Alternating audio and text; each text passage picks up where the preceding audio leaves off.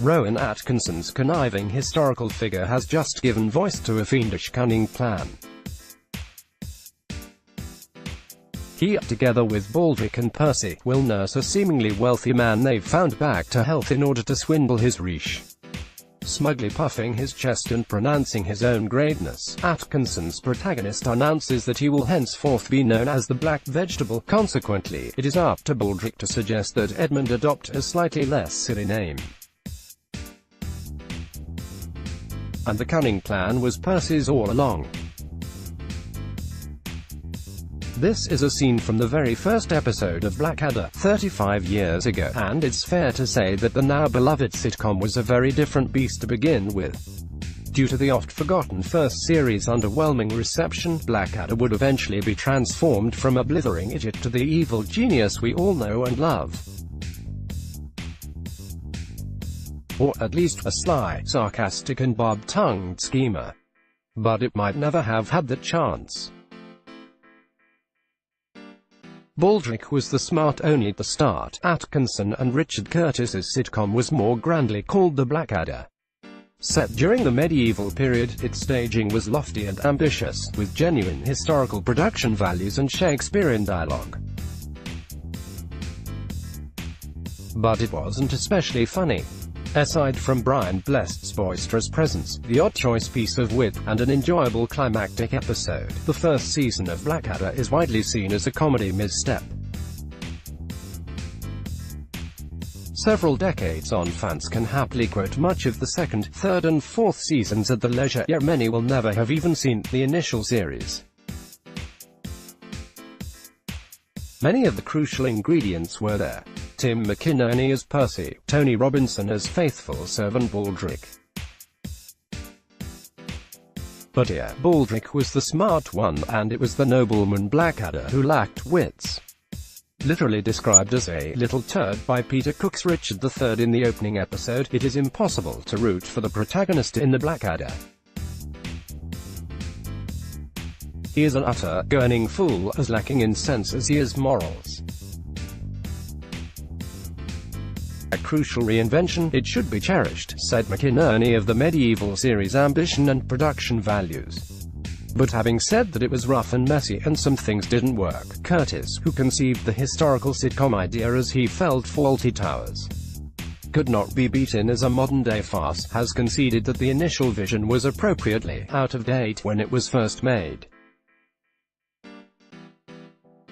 Producer John Lloyd has described the first series as ghastly, and a great lesson in vanity and egotism. It was expensive to make.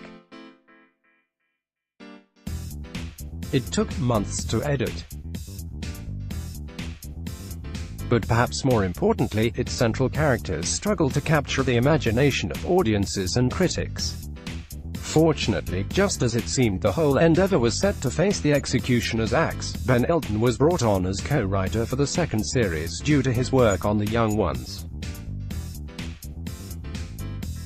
And he brought plenty of key new ideas with him. Where before Blackadder was a foolish, cowardly dork with pointy shoes and a bowl haircut, now he would be a confident rogue armed with razor-sharp wit and a mountain of equally cutting insults. Ben and I went through the vocabulary of the first series, recalls Curtis, and then went through what we knew Rowan could do, and decided that someone that sharp and sarcastic would be fun. Between us we decided to reverse the dynamic, and make Baldrick the idiot and Rowan the cunning one, notes Elton. Tony Robinson believes that making both Baldrick and Percy utterly, ridiculously stupid served a key purpose. The clever thing about that is that it meant Blackadder could be as stupid as the scriptwriters wanted him to be. But there was always someone more stupid, someone we can root for in the subsequent series. Blackadder still frequently fails to succeed in his sly endeavors, but the difference on a comedy level is crucial. As has been noted, failure and defeat is a common theme in successful sitcoms, but it is much funnier to see an arrogant, capable person brought down to earth than a complete idiot. And, perhaps more importantly, Blackadder's newly sharp mind, in contrast to the rampant idiocy around him in the court of Elizabeth. the palace of the Prince Regent, and the trenches of World War I, makes him someone we can root for. In Blackadder Goes Forth, this becomes even more the case, when those cunning plans are designed to save his very life.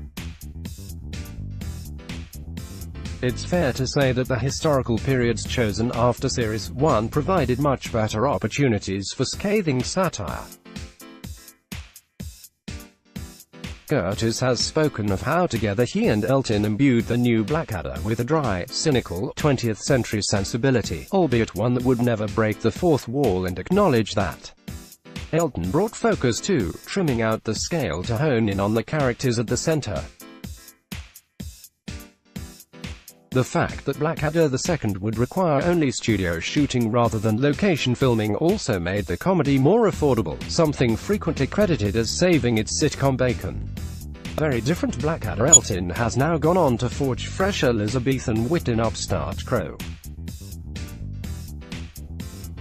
But on Blackadder II, he and Curtis's complete reinvention of the title character is arguably their crowning comedic achievement.